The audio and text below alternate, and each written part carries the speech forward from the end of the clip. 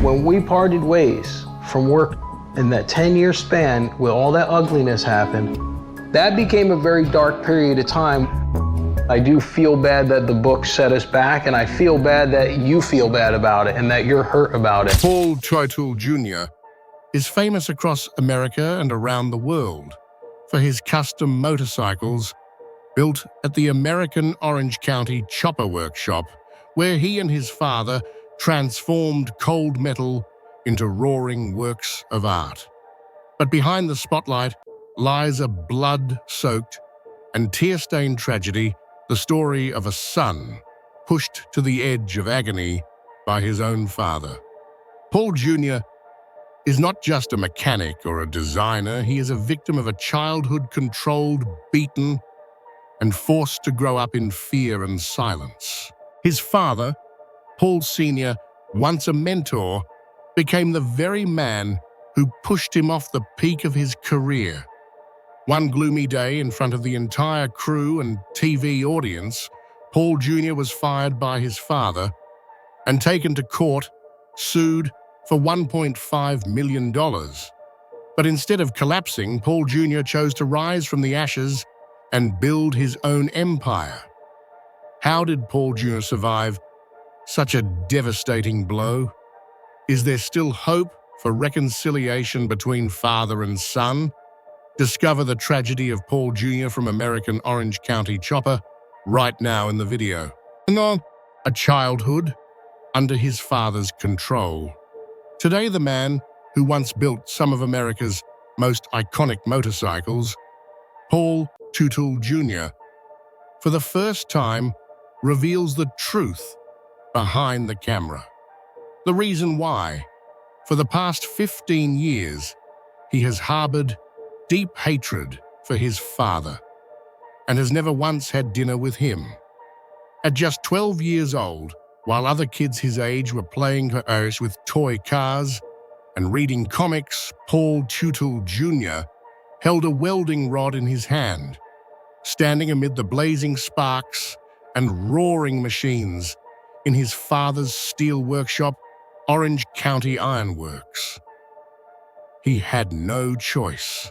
Life forced him to grow up and grow up fast to survive in an environment where emotions were buried under layers of metal dust and the harshness of an alcoholic father.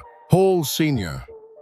His father was a legendary ironworker in the region, not only for his skills, but for his violent, hot-tempered personality. To him, work was everything. Emotion, nonsense. He didn't hug his son, didn't offer praise, only yelled, berated, and made him work without rest. The young Paul Jr. quickly understood to be recognized, he had to be better than anyone else. He wasn't allowed to make mistakes. Mistakes meant being shouted at. Mistakes meant having his self-worth shattered. While kids his age played on the beach, Paul swept metal scraps and picked up shards as if they were treasure. Useless pieces of iron to others became the dream materials for young Paul to create his very first works, small, crude, but full of ambition. And it was there, in the heat and the roaring noise, that an artist was forged. By 14, Paul was welding like a professional. But he didn't just learn to weld, he learned to think like a real craftsman. Yet the workshop was more than fire and finished products. His father, Paul Sr., was a man of ruthless discipline. He demanded perfection from his son, no mistakes, no delays, no weakness. A minor error, a sideways glance, all earned him a public scolding right in the shop. One summer, Junior redesigned the railing, stronger and more beautiful. At first, his father was furious, but a few days later, without a word, he had the new railing installed. Deep inside that harshness was a silent form of approval. While his peers studied math, Paul Jr. studied welding, learned to read blueprints, learned how to read the stress in steel as if steel was the only language he ever wanted to understand. A different path, a rebellious soul forged in fire. Paul's childhood was filled with hard labor, lived in fear, but bursting with determination. Every morning before sunlight could even reach the workshop, he was already there. Calloused hands, dark circles under his eyes from lack of sleep, yet they sparkled every time he saw metal move. In the classroom, he was labeled a problem student, unable to focus. But in the workshop, surrounded by dust and grease, Paul thrived. He taught himself how to operate machines, how to design steel frames from imagination. His father, though never admitting it, began to see something special in his eldest son. One day, Paul Sr. quietly let him take the lead welder position. No praise, no words, just a dry nod. For Paul Jr., that moment was worth more than 1,000 compliments. He knew he was stepping out of the shadow of fear. Paul Jr. gradually took over a small section of the workshop, the metal railing division, serving major construction contracts. From this position, he didn't just learn welding, but also how to manage people, operate production, and meet strict standards. Step by step, from a child laborer, Paul transformed into a true craftsman, someone who could speak to metal with his eyes and hands. One of his mentors once remarked, Paul Jr. had a rare talent, as if he could hear the metal whispering, knowing how it wanted to bend and stretch before his hand even touched. That talent wasn't gifted from above. Junior spent countless hours after school refining every weld, every cut, until every motion became second nature. Steel can forge a sword, but it can also bend a soul. For Paul Jr., the ironworks was both a cradle of talent and an emotional prison that held him captive through his teenage years.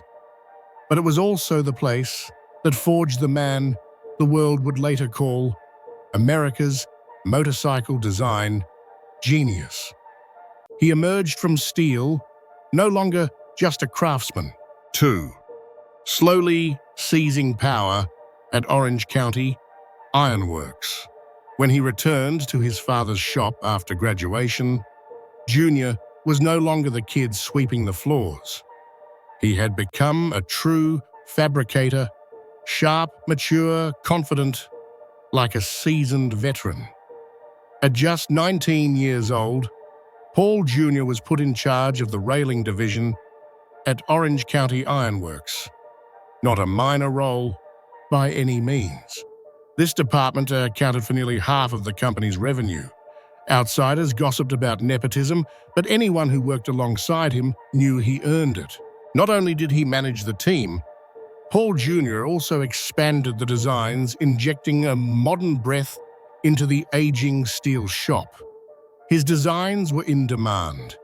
Clients spared no expense, no delay, simply because they wanted a product crafted by Paul Jr.'s own hands. He led a team of seasoned workers, many of them older by a decade. Some were veterans, some skeptics at first, but eventually all had to admit this kid knew exactly what he was doing. However, after years of working with stairs, railings, and rigid steel frames, Junior began to feel stifled. He wanted to create something that moved, something with a soul.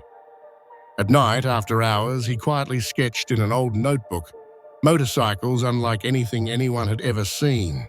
At that very time, coincidentally in the late 1990s, the custom chopper movement, custom-built motorcycles, was making a comeback in America. His father, Sr., decided to split a portion from Ironworks to establish Orange County Choppers OCC, a small offshoot dedicated to custom motorcycle design. And the first person he called to join him was none other than his son, Paul Jr. because Sr. knew one thing for certain. If OCC was to become a real brand, he needed his son Junior's God-given design talent. One day, Sr. asked Junior to design a simple bike. But when he saw his son's sketch, he was speechless. It wasn't just machinery. It was art, a living creation. "Let's build a real bike together," Sr. said. Not just as a father-son hobby, but as the beginning of something greater. A business. A reconciliation. They scraped together about $175,000 from the Ironworks Company and officially gave birth to Orange County Choppers. But the beginning wasn't equal. Sr. held 80% of the shares. Junior had only 20%. Even so, they had just one thing of true value: a dream, and a cold basement with some rusty tools. They started as nobodies. But just a few months later, the bikes they built started turning heads.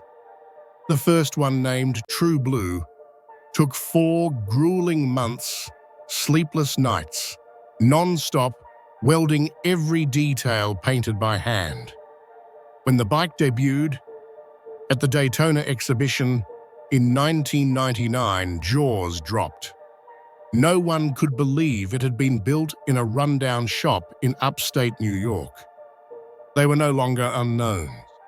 But don't think success came easily. By 2000, their shop was so small, they couldn't even turn a bike around. Freezing cold, broken machinery. Suppliers demanded cash up front. They ran out of money and out of strength. Junior worked 18-hour days, sleeping on the shop sofa just to keep up. Fights broke out constantly, driven by survival pressure. Each bike sold was barely enough to keep the cycle going. But they kept going. Not because they had to, but because in their veins, blood had already mixed with motor oil. Stopping was not an option. Then one day in 2002, destiny came knocking, and it changed the lives of Paul Sr. and Jr. forever. It was a phone call from Craig Peligian, a renowned TV producer from the Discovery Channel. 3. Destiny knocks. American Orange County Chopper. At that very moment, a representative from Discovery Channel, who was scouting for a show concept about American mechanical culture, happened to come across OCC at a custom bike show in Daytona, Florida. They were mesmerized not just by the bizarre motorcycles, but by the tension-charged atmosphere in the workshop, where father and son collaborated like a team, yet looked like they could punch each other at any moment. Discovery Channel immediately approached Paul Sr. and invited OCC to participate in a new show called American Chopper. Initially, it was just a trial mini-series, but Paul Jr. turned out to be the explosive element that made the show a hit. They saw the potential. All they had to do was point the camera at the shop, turn on the mics, and viewers would witness a daily collision between genius and disaster. At the core of the show were the theme bikes, custom motorcycles, ordered with specific themes ranging from big corporations like Intel and Gillette to charities and police departments. Each bike was a piece of art, bold, unique, and a reflection of the client's spirit. But behind the dazzling exterior was a daily grind of intense work.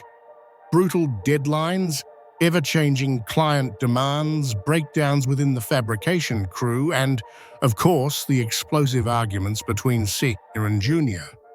The more pressure, the more fireworks. And that was the fuel behind the show's most dramatic episodes. On the show, Paul Jr. played the role of both designer and rebellious artist, the one who dared to challenge his father, who dared to imagine things no one else had.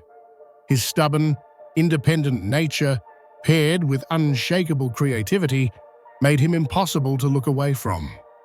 The perfect contrast to Paul Sr., traditional, authoritarian, and competitive. The two created a slow-burning dynamite appeal in every episode. In the beginning, the contract they signed was almost insulting. $5,000 per episode. So little it was barely acceptable. Cameras invaded their personal space. The lighting was so hot, it even damaged the already fragile father-son relationship. At one point, producers even considered naming the show Family Friction. Paul Jr. nearly walked away, but the shop was out of money. They had no choice, and so they signed, full of doubt. On March 31, 2003, American Chopper officially aired. No one, absolutely no one, foresaw the storm that followed. Within just 3 episodes, the show exploded with over 3 million weekly viewers. From unknown mechanics, they became public figures. The small garage in upstate New York became a tourist destination. Merchandise bearing the OCC logo sold like wildfire. Discovery Channel raked in $13 million in the first season alone. The hype grew so intense that they had to move to a new $12 million facility just to keep up with demand. At first, it was Paul Sr.'s fiery temper, his legendary outbursts that hooked viewers. But in the long run, they stayed for Paul Jr., not for the drama, but for his talent. He wasn't performing, he was creating. And that was what truly resonated. One scene, no dialogue, no soundtrack, just Paul Jr. welding a gas tank by hand became one of the most requested replays in Discovery Channel history. Welding schools across the US reported a massive surge in enrollment. They called it the Paulie effect. And then came the bike that changed everything, Black Widow. This wasn't just a motorcycle, it was an artistic statement. A spiderweb-shaped fuel tank, intricately customized wheels, 167 hours of handwork. When it was unveiled in New York, 1,000 people swarmed just to see it in person. Security had to step in to control the crowd. Scale models, T-shirts, video games, all exploded in popularity. 280,000 model kits were sold in just 6 months. Orange County Choppers had transcended being a workshop. It had become a brand. The emotional pinnacle came in June 2003 when Paul Jr. built a memorial bike for the 9/11 firefighters. It wasn't just another chopper. Every detail was symbolic. A real piece of steel from the wreckage of the World Trade Center. Paul personally welded it into the frame. Mounted on a diamond-shaped bracket, he designed himself that rough chunk of metal, carried a chapter of history and a tribute of pure respect. The design was so ambitious, he had to rebuild the entire frame to support 343 hand-painted emblems, each representing a fallen firefighter. The weight, both physical and emotional, was enormous. When the bike crashed a year later, the New York Fire Department didn't treat it as a simple accident. They protected and restored it like a fallen brother. Today, that bike still sits in the OCC Museum. It has traveled to over 248 events, receiving thousands of handwritten tributes from Americans nationwide. Years later, Paul Jr. still felt a pull.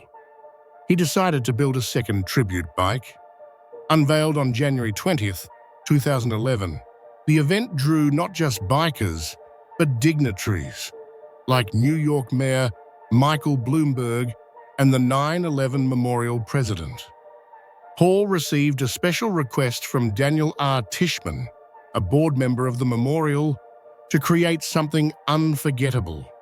And Paul delivered not one but 2 bikes, one to keep on display, the other to auction for charity.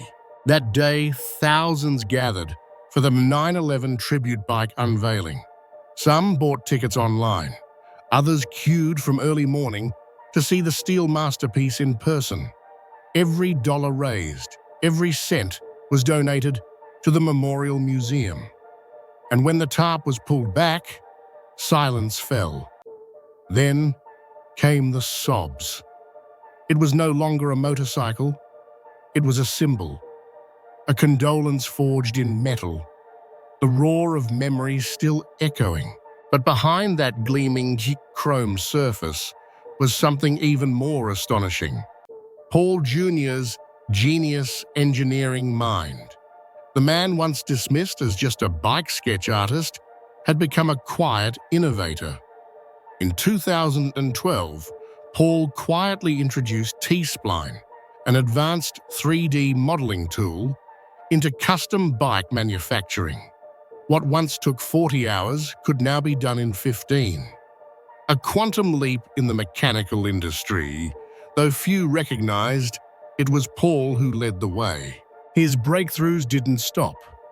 When he partnered with Autodesk to build an electric bicycle, this technique became his secret weapon.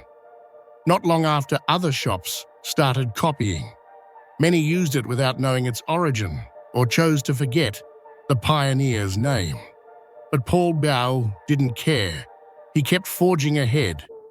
By 2015, he stunned the team again, designing a new frame that was lighter yet stronger, redefining custom bike structure. Still not done, Paul Jr. taught himself G-code, the programming language for CNC machines. Once he was the artist who drew ideas. Now he could control machines to bring those ideas to life with surgical precision. Paul had evolved from designer to fabricator, from artisan to engineer. He completed both the soul and the skeleton of every bike in an industry infamous for the divide between design and mechanics. Thanks to Orange County chopper, Paul Jr. wasn't just loved by fans, he was respected across the American motorcycle world. Major companies like Intel, Snap-on, Gillette, even NASA, all came knocking at OCC's door for branded bikes, most with one request. We want Paul Jr. as the designer. His career soared like a rocket, but so did the tensions, as father and son clashed more fiercely than ever. 4. The ruthless father, who fired his own son. But while his talent soared his roots, his relationship with his father fractured day by day. The shop gradually turned into a war zone. Explosive arguments erupted constantly, mostly about control. Junior wanted creative freedom. Senior wanted discipline and order. Two worlds collided, the chaos of a genius versus the rigidity of a dictator. The cameras of American Chopper captured some moments, but the worst ones happened off-camera. Shouting, slamming, a suffocating atmosphere thick with tension, ready to blow. And then, the real explosion came. September 2008, a grey, overcast morning. The sound of welding machines clanged harshly through the Orange County Chopper's workshop. The crew had been there since early, focused on the steel frame of a custom chopper for a VIP client. The clock struck 9:15, and Paul Teutul Jr.'s chair remained empty. The silence was tight, like a steel cable about to snap. The moment Paul Sr. walked in, his figure towering like a steel monument, his eyes swept across every face. The longer his son's chair stayed empty, the paler he grew with rage. This wasn't the first time Junior was late, but this time it was the final straw. They had a major Las Vegas showcase approaching, and every minute lost could mean total collapse. 10 minutes later, Paul Jr. strolled in, holding a coffee cup, sunglasses lazily hanging off his collar. No apology, no guilty glance, just a smug, crooked smile. Senior nearly exploded. He slammed his hand on the table. "You think this is a goddamn coffee shop?" No one moved. All the American chopper cameras turned toward them, waiting for the inevitable detonation. Junior didn't back down. "You always demand perfection from everyone, while you're the one breaking every boundary, and I'm the one with the ideas, the soul of these bikes. Without me, OCC is nothing." His words echoed like a declaration of war between generation, between ideals and discipline, between creativity and control. Paul Sr.'s face turned crimson, his fists trembling with fury. He stepped in front of his son, pointed a finger. "You're fired, right now." Not another word. The entire shop fell silent. A few workers swallowed hard. The cameras shook. One cameraman couldn't believe his ears. They had just witnessed one of the most iconic internal explosions in reality TV history. Junior froze for a few seconds. He stared directly into his father's eyes, filled with both rage and pain. He said nothing, just turned around and walked out. The shop door shut behind him like a cold final period. The man, once hailed as the creative heart of OCC, was thrown out of the very place that had fueled his passion all his life. After that blow-up, all of OCC plunged into chaos. The film crew fractured, staff were shaken, clients grew anxious without Junior. Would the bikes still have soul TLC? The television network threatened to sue for breach of contract. Paul Jr. returned briefly as a contractor, but the crack had grown too deep. In April 2009, he officially left OCC, not with a warm farewell, but in smoke shards and the collapse of a once glorious empire built on sweat and blood. But Senior didn't stop at firing his son. He escalated things to a darker level. In 2007, Paul Sr. had granted Junior a 20% share in Orange County Choppers while retaining absolute control. At first, it seemed like a fair arrangement. Father runs the business, son handles creativity. But as Junior's designs took over headlines and earned industry-wide respect, jealousy took root. Senior felt eclipsed, and he couldn't stand it. He didn't just want Junior out of the workshop, he wanted him gone from the company forever. To do that, he decided to buy back the 20% share he had once given his son. But when Junior refused to sell, the battle turned bitter. Senior filed a lawsuit, igniting a final war for absolute control, and it became the last straw for both father and son. The tense trial. Who walked away with it all? Everything reached its boiling point at the New York State Supreme Court, fall of 2009.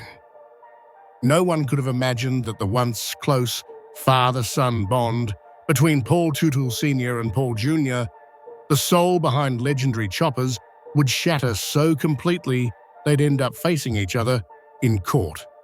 But the cracks had run deep for years, and by then, there was no turning back. After the explosive firing captured live on American chopper, Paul Sr. didn't stop at just kicking his son out of the shop.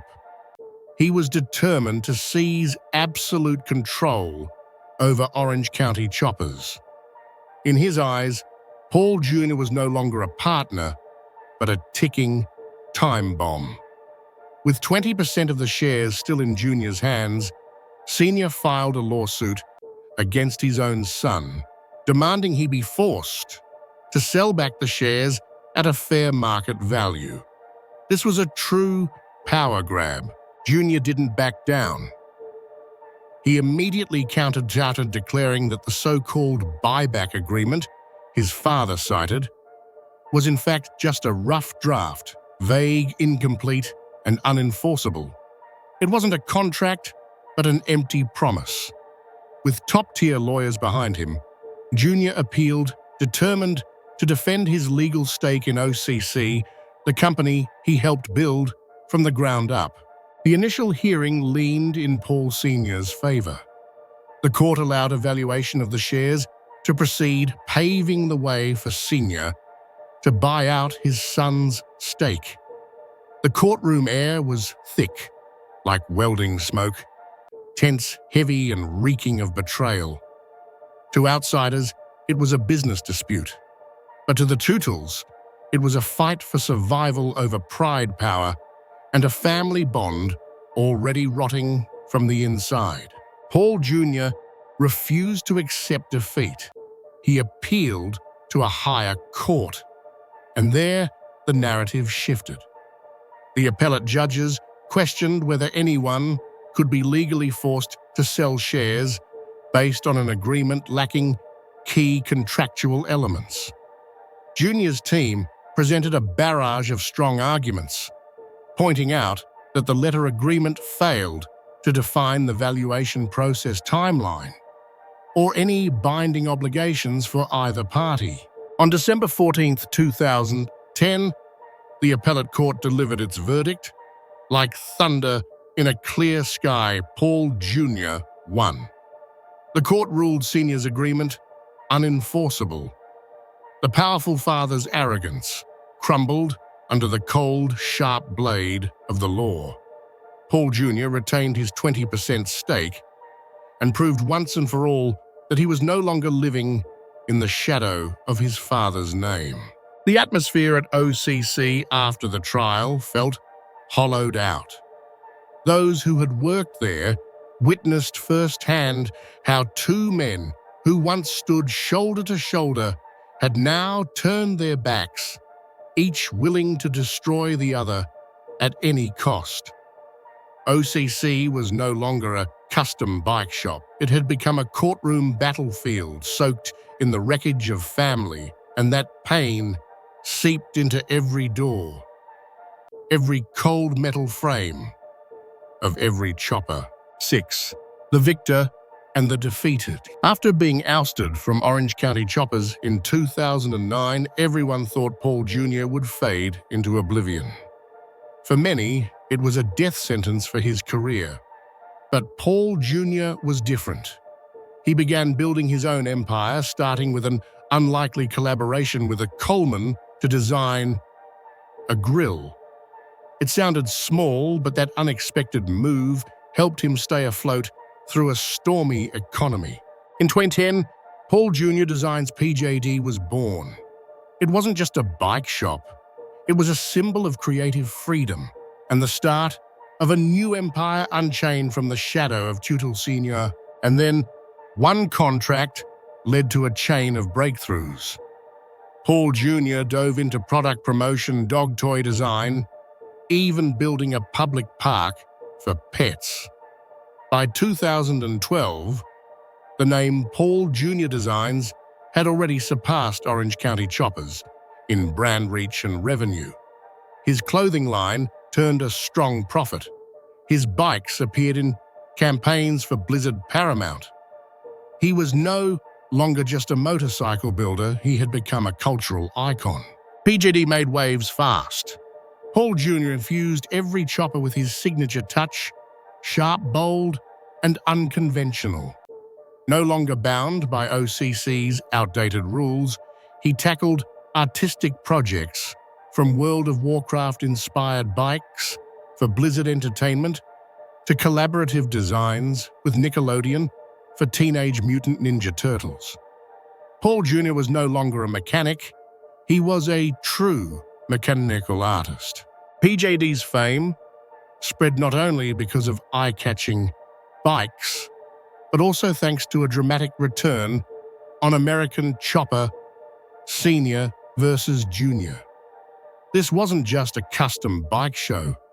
It was an emotional battleground where a father and son, once united, now clashed in every bolt, every glare.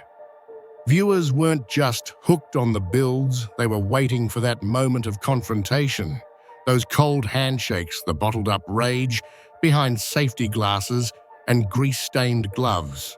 Despite going head-to-head with his father, Paul Jr. never forgot his roots. He respected the past, but refused to be held back by it. With a sharp vision and bold character, he expanded PJD into new fields, fashion art, even inspirational speaking. He turned his life story from the son cast out of a garage to the owner of a sought-after brand into a motivational tale for creative, independent-minded American youth. Meanwhile, Paul Teutul Sr., once sitting atop the OCC throne, struggled behind the scenes. After Jr. left, OCC lost its creative heart, and Sr. lost his strongest successor. In 2018, Paul Sr.